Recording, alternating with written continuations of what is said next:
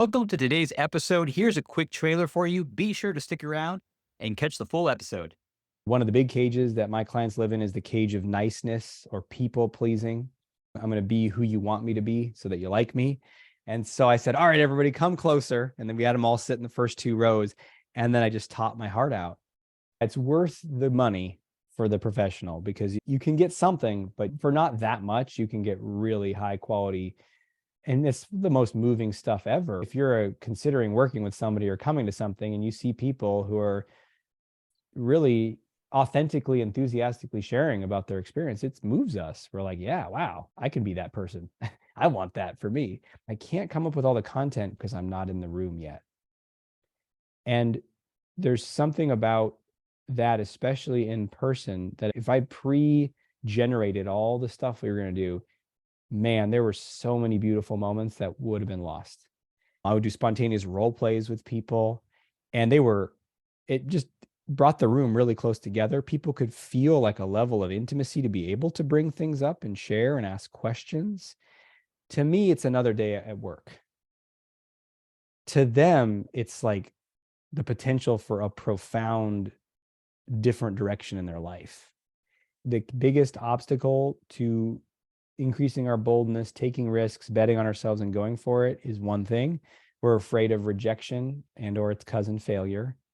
Sometimes in life, you pull the gold ball.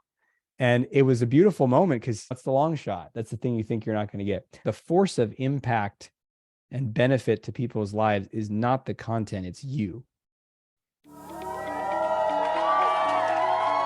Have you ever wondered what event leaders are doing right now to pack their rooms and convert attendees into high-ticket clients? Welcome to the High Profit Event Show, the podcast for experts who want to maximize profits and impact through live events. I'm Rudy Rodriguez, and each week I interview industry leaders to share what's working right now when it comes to filling your events, engaging your audience, and getting clients to enroll into your high-ticket programs. So stick around and be sure to hit that subscribe button. Welcome to today's episode. Today we have a special guest and a dear friend of mine, Dr. Aziz. Welcome to the show, sir. Thank you, Rudy. I'm glad to be here, man. Yeah, welcome back, man. You were actually a guest here on our show early on, about a year ago when we first launched the program, and happy to share that you actually have been the third most popular episode on our platform. So we wanted to bring you back as a special guest. Welcome, welcome, welcome. And for our audience who are just now being introduced to you, Dr. Aziz is a world-renowned confidence expert. In fact, he's the CEO and founder of the Ultimate Confidence Institute, and he runs events, both virtual and in person. And you live in Oregon, and I think you recently did an event in Oregon just last month. So you got a lot of lessons to share with us from that experience. So welcome back. Yeah, absolutely. Happy to share all the victory and the challenges. Awesome, brother. So I think for our audience, maybe give us a little bit of background about that event. What was the event? Where was it? How long was it? And maybe a little bit about the story leading up to it. And then I'd love to hear from you what the outcomes were and what the lessons were that you learned. What are the things you wish you knew then that you know now? Yeah. Yeah. I mean, and I think that's okay. So there is so much related to this in-person event for a number of reasons. It was the first in-person experience I've led in 3 years. I was doing events 3 to 4 times a year before COVID, and then that went to 0 in person and all virtual. This particular event, I'd never done it before. I never ran it virtually. This event, which was called Liberate Yourself, and the idea is that we're liberating ourselves from the various cages that we can live in. And one of the big cages that my clients live in is the cage of niceness or people pleasing. I'm going to be who you want me to be so that you like me. Or also the cage of social anxiety, like I got to hide myself. I'm not okay as I am. And so the purpose of the event was to help the participants liberate themselves from these cages and see and run an experiment with me. Say, we're going to be together for 4 days in person. Let's see if you can leave this event on Sunday as a different version of you. And that was the invitation and the challenge in the game. And this, fascinatingly enough, this event called Liberate Yourself, I hadn't done it before, except for, that's not entirely true. I had run an event called Liberate Yourself once before, 9 years ago. I was still in my graduate training. I was doing my internship at Portland State University, and I'd never done anything before. I'd never run an event before. I was working in a counseling center, and I'd gone to, I think, my second Tony Robbins seminar, and was like, yeah, I'm going to do that. I'm going to do something. And so I didn't have a practice. I was still in training, but I was like, I'm going to do this event. And I came up with a topic, and it was going to be just a 2-hour thing. And I positioned it in an evening. I put it on campus. I made it free, for God's sakes. I mean, of course, tons of people are going to come, right? I was following Tony's RPM method of like your purpose, your outcome, your why, and all this, and massive action. And I was doing it. And I went and I actually got in touch with all these professors who had large seminar style classes with 200, 300, 400 students in them. And I got like 6 or 7 of them to come allow me to go give a little 1-minute pitch about my workshop. And I mean, these rooms had 300 people in them. And so I'm counting, I'm like, oh man, I mean, the room I got could hold like 50, 60 chairs. And so I thought this thing was going to fill up. They asked me when they're setting up the room, they're like, how many chairs do you want in there? I'm like, how many does it hold? And they said like 65. I was like, 65, baby. No aisle. We want a standing room only. And so I get there and I plan the event. I let people come in, and I'm standing in a different room, and I'm going to come on, and I open the door and see who's there. And there's like 7 people there, and they're scattered throughout the whole audience. And one of them is my friend. He brought his aunt and his cousin. And one of them is the woman I was dating at the time. So there was like 3 new people that I didn't know there. And I felt instantly this moment of like surprise and failure. And then there was this another thought though, is like, hey, I'm not going to like run out of the room crying. Like I'm going to deliver. And so I said, all right, everybody come closer. And then we had them all sit in the first 2 rows. And then I just taught my heart out. And I've learned so much about how to help people in those last 9 years. But I'd say that the essence of what I was doing there, which was showing people how they could free themselves, was the same damn thing I was doing just 2 weeks ago at my event. And the energy was the same. And it was a profound experience to come full circle and have all that I've created over the last 9 years come together to serve people just even more and even more powerfully. That's the long version of the winding road to this, where this event came from. Awesome. Thank you for sharing that. And you've done several events. You've upgraded quite a bit since those 3 attendees many years ago, 9 years ago. And I know you've done events with hundreds of people virtually. And I'm curious, this event that you've done, you did recently, and you mentioned it's 4 days, first time in person since COVID. And curious as to what some of the results were for that, like how many people came to the event, what was the outcome of the event, that kind of thing. Sure. Well, when I was thinking about how I wanted to do in-person stuff, I decided that I wanted to keep virtual events really accessible in terms of price. So we have our super early bird price at like $97 for regular and $297 for VIP. So pretty much most people scrape together $97 for 3 days of training. So that's what I want to do the virtual. And I wanted the in-person experiences to be a bit more intimate and exclusive. So we set the early bird price at $597 and $897 for the VIP. So I knew that would reduce attendance, but I felt like I wanted it to be this more intimate experience. And we had about 55 participants. We had a pretty great show. We contacted everyone ahead of time to make sure. And we think we had about 50, we only had like 3 or 4 people that couldn't make it. So it was really solid. We only had one person who stopped coming after the first day. And we never like, where did she go? I don't know. We reached out, ghosted us. So maybe it was too much, and that's okay. So we had about 4950 that just stayed throughout the 4 days. So this really strong, intimate group. I did make an invitation to join my mastermind program, my 12-month program. And out of the 50, there was 30 that were already currently in my mastermind, had been in my mastermind, or a few of them were like free tickets for friends and family and stuff. So out of that, there was 20 people, I would say, who were eligible to want to go further in the mastermind. And we had 5 of those people say they wanted to move forward. And then I ended up talking to each of them after the event and making sure it was a good fit and everything. And we had all 5 of them say yes, which I think is a testament to in-person experiences. Right. It was a different energy. And you can get that from virtual too. You can have the people who are like, yeah, I'm ready. But you also get the people who are kind of like, I wasn't there on day 2, but yeah, I don't know, I want to. Whereas here, all 5 of them were like, yeah, maybe they were scared. They had some concerns, but they're so moved by that 4 days together, and they've just experienced so much change already that the doubt of can this work, which is probably one of the biggest reasons people don't move forward, even though they say it's the money or the time, that doubt is really released because they're like, wow, no, I feel very different after those 4 days. That's awesome, man. Congratulations on having about 5 out of roughly 20 people move forward, 25%. That's a pretty great number for how people move forward. And one of the things that I appreciate about how you do events is you create a massive engagement at your events. I haven't seen a in-person one yet, but the virtual ones I've been a part of, because people are there, the cameras are on, they're leaning in, they're engaged, they're doing the work, and then people show up and come back. So you've done a really great job of creating a tribe and a wolf pack. Yeah. And it's just really cool to observe how you go about that. Curious to hear as far as lessons learned. I think this is where the juice is, right? There's like knowing what you know now, but what do you wish that you would have known prior to this most recent event? Yes, definitely some lessons learned. We were also a little rusty. It had been 3 years since an in-person event. Also, I've had some team changes since then. So I was running like a bigger, more top-heavy, expensive, clunky operation, I'd say, before COVID.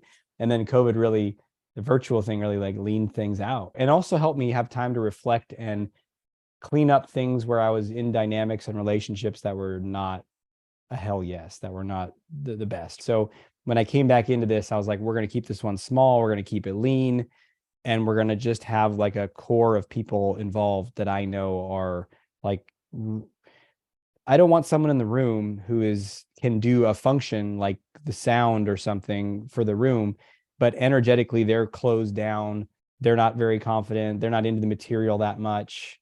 Like that's not, I want people who are, yes, it's the sound guy, but he can also talk to you about your confidence, desires, and issues. Even if he's not called on for that, it's just they're really supporting the energy of the room. So it was lean, and a couple things that I would learn or know differently is one, we didn't have any baked in time for in-person video testimonial gathering, which was an oversight. And so it's kind of like we were on day 2, people were having these radical transformations.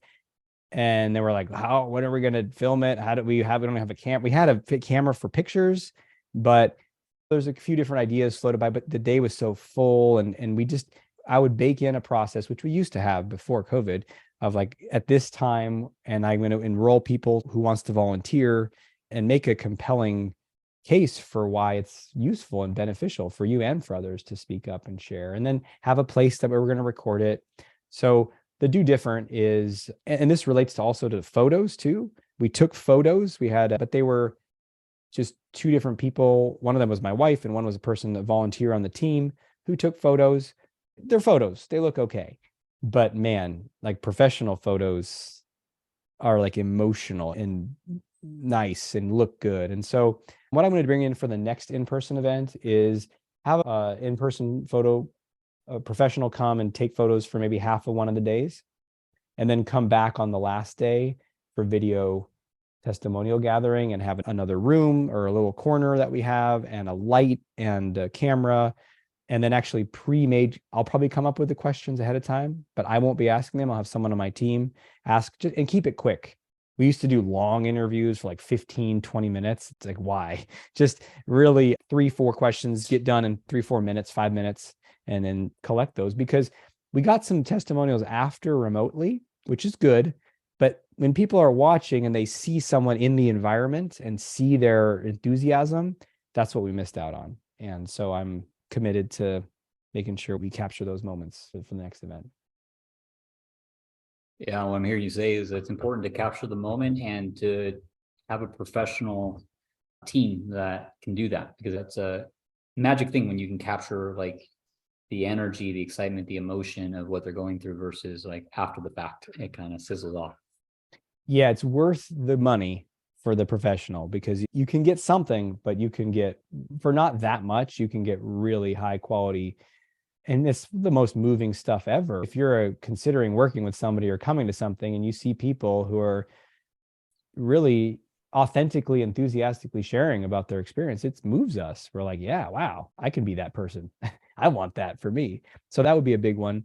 Another one, which I almost feel like I would have, maybe we talked about it in my first interview with you, but this was really fascinating how it was like a lesson that I finally got moving up towards the event, preparing for the event. There was a lot of logistical stuff because of in person, first time. It used to all be at a storage facility that someone on my team handled. Now a lot of that stuff's at my house that I had to go through and gather and bring, which is not my forte. So there was handling the logistics, but then there was prepping the content. And I kept on for like 2 to 3 weeks before the event, kept on sitting down and being like, I gotta come up with what I'm doing. And it was stressful and it felt like I was swimming upstream, and I would just draw blanks. And it's weird because when I'm recording videos and teaching, and I don't draw blanks, there's always something there. And I kind of stressed about it for a while. And then I finally I can't come up with all the content because I don't know, because I'm not in the room yet. And there's something about that, especially in person, that if I pre-generated all the stuff we were going to do, man, there were so many beautiful moments that would have been lost. Because I came in, I had a theme and a focus for the morning session, the afternoon session, but it was like high level, like bullet points and then big gaps. And right before each segment, the morning, the afternoon, I'd be at lunch and some part of my mind was freaking out. Like, what are you going to say? You need to know exactly what you're going to say. I was like, I don't know. And then I would go in. I got better at riding that wave of, I don't know, but I have faith that it's going to be exactly what we need. And then what would happen is someone would share something or ask a question, and it would like flower into this really powerful teaching moment, a spontaneous exercise. I would do spontaneous role plays with people, and it just brought the room really close together. People could feel like a level of intimacy to be able to bring things up and share and ask questions. There was space for that.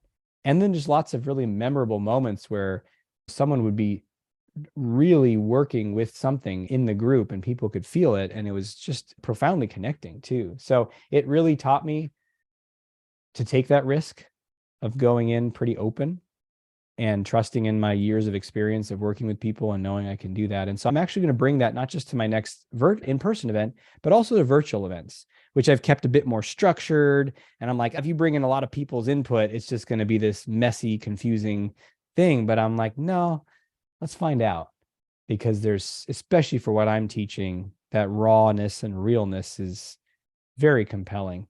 So that's a huge thing that I learned as well.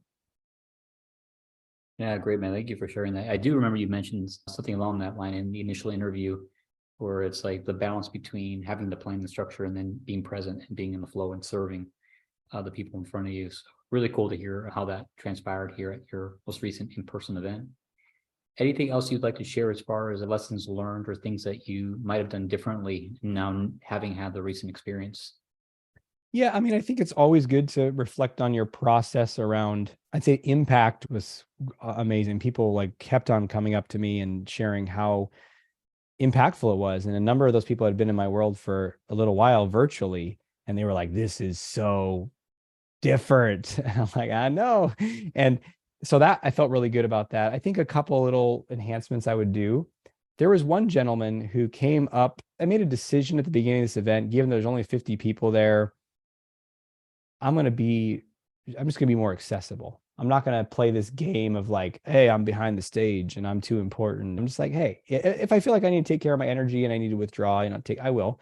But if I'm during breaks and someone wants to ask me a question, I'll answer it and I'll talk to people. And so I had this one gentleman that came up to me, and most people were asking me questions or wanted help with something, and I would help them. And this guy came up to give me feedback, and which is fine. But the way it was delivered was kind of, listen, when you get a little further along in your development like me, you'll see blah, blah, blah, blah, and the first time it happened, I was like, okay, well, thanks for the input. And then it came again the next day. And what I realized, this happened 3 times over the course of the event. And what I realized is I do want feedback, but I want to bake it into the process to be able to have a limit and say like, thank you for your feedback. We do want to hear it. One is tell a person on my team to share it with. And number 2 is to have a form that people can fill out at the end. So that way he gets to be heard and I can get all that feedback. but it's not right in the middle when I'm trying to help people with what's going on. So that was a simple little tweak I would make. And the other thing is around the process of making an offer at the event. I think this is something that you and your team does great, is like really mapping out then what happens and then what happens. And ours was rusty because it was literally 3 years ago. We're like dusting off old application pamphlets. Like, does this still work? And updating it. And so there's little gaps or friction in the process. It wasn't smooth. But one decision I made, actually, I pulled an audible where we were going to have it be like in our virtual events, people put a deposit for the mastermind, and then I will meet with them after the event over the next couple of days to make sure it's a good fit and have time for a longer enrollment call if needed. In person, we used to do it that people would just sign up there. And so that's how I was going to do it. And then I made the offer on Saturday, which was the third day. And then the morning of the fourth day, though, I was like, you know what? Some people will sign up just right out, but I think I felt called, like I want to give the opportunity to talk to each person in depth.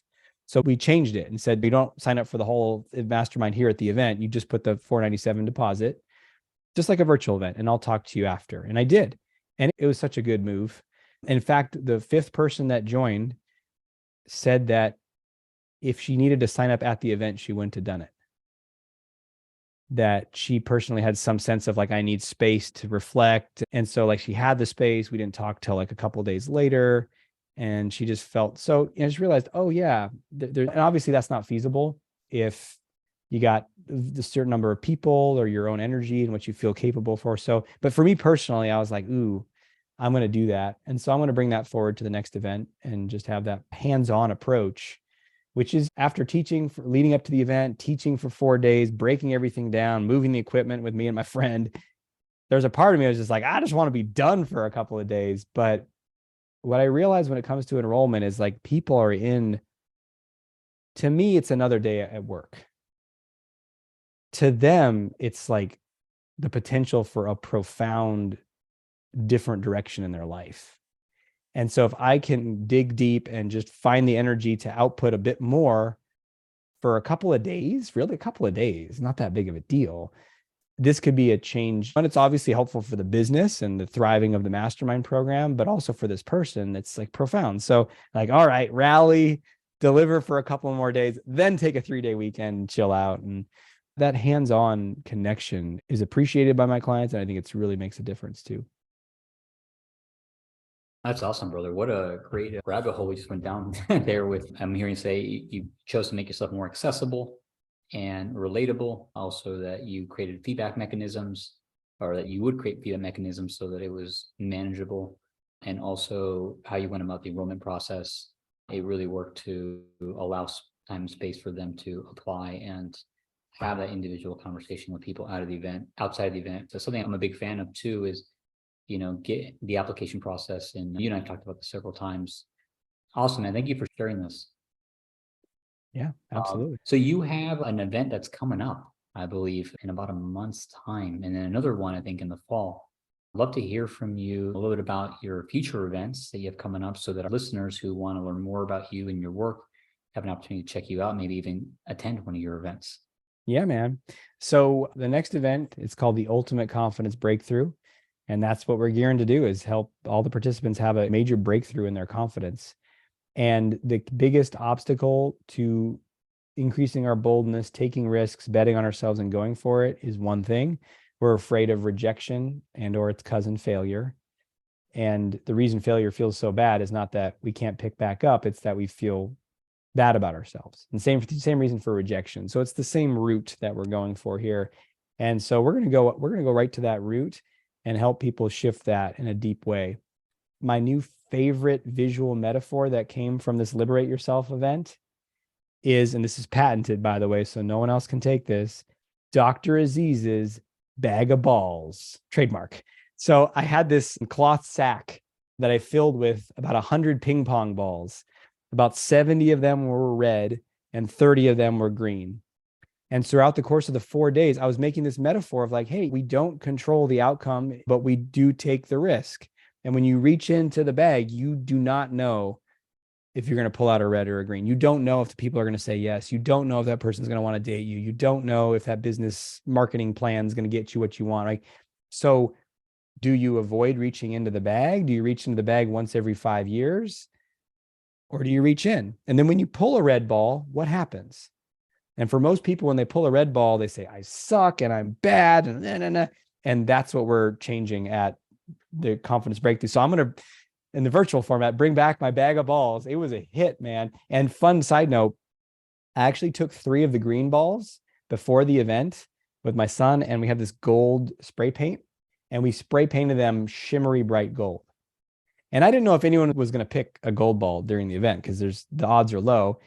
But we did this one. So sometimes I'd start the morning being like, all right, who wants to take a risk? Once I'd walk over to someone, they'd raise their hand and I'd say like, so what's your risk? And this gentleman was like, I would ask a woman out. I was like, all right, so let's see what happens, everybody. When he reaches in and he pulls out a red ball, and I trained the audience to, when you get a red ball, what do? You cheer because you took the action, you scramble it. And then I was like, so what do you do after you pull a red ball? You sit down and you never ask anyone out again, you loser. And then everyone laughed. And so I had him pull. And after the 3rd time, he got a green ball. And it's such a powerful, simple metaphor. But the very next person, I said, who else wants to take a risk? I go over to this young man and I was like, what's the risk? And he's like, I'd apply for a job that I don't think I'm good enough to get. And he reaches in and he pulls out a gold ball. And no one knew there was gold balls. No one had seen one yet. And this is on day 3. And the audience was like, what? And then to make it even greater, a friend of mine who was at the event, I told him that if anyone pulled a gold ball, I wanted to give them $100, just spontaneously, $100 bill of cash. But I didn't have any money on me. So I pulled my buddy aside. I was like, hey, I need $100 in case someone gets a green ball. And I knew he carries like a certain amount of money on him just as like a sign of abundance. So all of a sudden, my friend like walks through the audience and no explanation hands this guy a $100 bill as well as he's holding the green ball. And everyone's confused. They're like, what's going on? I was like, sometimes you pull a red ball, sometimes you pull a green ball, but sometimes in life, you pull the gold ball. And it was a beautiful moment because he'd said he was going for, what's the long shot? That's the thing you think you're not going to get. So I'm going to bring the bag of balls back to the virtual format. I love it. I'll probably have it at every event from now on. So it's such a good teaching tool. And then we have an event in the fall called Supremely Confident Conversation Master. How to talk to anyone with confidence in conferences, social settings, dinner parties, networking events, how to be fully confident, know how to steer the conversations, know that you're interesting and compelling and really draw people out. And that one was going to be virtual, but on the drive home from my last in-person event, I was talking with my colleague and we had so many people say like, when's the next in-person event? And I was like, next year. And they were like, oh. And so we started talking on the way home and I was like, hey, can we switch it? And I made some research, some phone calls. So we're doing it at the hotel again. So Conversation Master November is going to be in person. So I'm super excited about that one. That's awesome, brother. Yeah, I was just pulling up your website so I can take a look at these. So for our audience listening in here, we're going to include links to these upcoming events and Aziz's website so you can easily click and view. And so cool that you're going to do another in-person event in November. Really exciting, man. Congrats. Thank you, man. Yeah. Got to give the people what they want. And I just felt the power of it too. And I love the mixture where some people who might not be able to make it out for an in-person can still attend and experience a profound change from anywhere. And then also the people that want the in-person experience can have that. So it's really the best of both worlds. Awesome, brother. Thank you for that. And any closing comments or remarks for our listeners as we wrap up our episode today? Yeah, man, I think just one thing that I realized is there can be a stress before running an event, all kinds of stresses, like are enough people going to come? Is the content good? Can I do it? And even people that are really accomplished, I think might have some of that energy come up beforehand. The responsibility, am I enough? I don't know. And then they get into it and they probably start teaching and it's fine. But I think just really knowing that the force of impact and benefit to people's lives is not the content, it's you. And yes, you have specific knowledge and teaching and tools and things you're doing with people that are beneficial and in your expertise, but like just being in a room with you or virtually with you for days in a row is transformative for people. And you don't have to like effort to make that. You just got to be like boldly you. And whatever's going to come through you, that transmission is valuable. It's your gifts. And so I encourage you to give them fully. Awesome, brother. Well said. Thank you for those closing remarks. And for our listeners, go check out Dr. Aziz. The links are in the description here, and get out to one of his next events. Awesome, Dr. Aziz. Thanks for being a great guest on our show today, sir. We'll go ahead and we'll call it a wrap. Sounds good, man. Thank you, Rudy. Thank you for listening to the High Profit Event Show.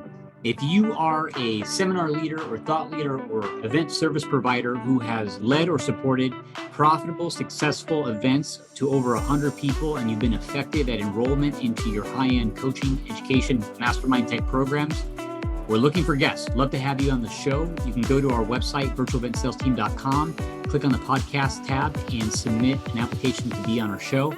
Also, if you found the show to be valuable, share it with someone who you think might benefit from it. Take a moment, please leave a review, and also subscribe if you haven't already. And lastly, if you have an upcoming event, whether it be virtual or in person, and you'd like to have a conversation about how to fill your coaching, education, mastermind programs fast using events, you're welcome to book a complimentary 15-minute consult with either myself or a member of my team on our website, virtualentsalesteam.com. Again, this is Rudy Rodriguez, and congratulations on investing the time to listen to this episode. I hope it's been valuable. Have a great day.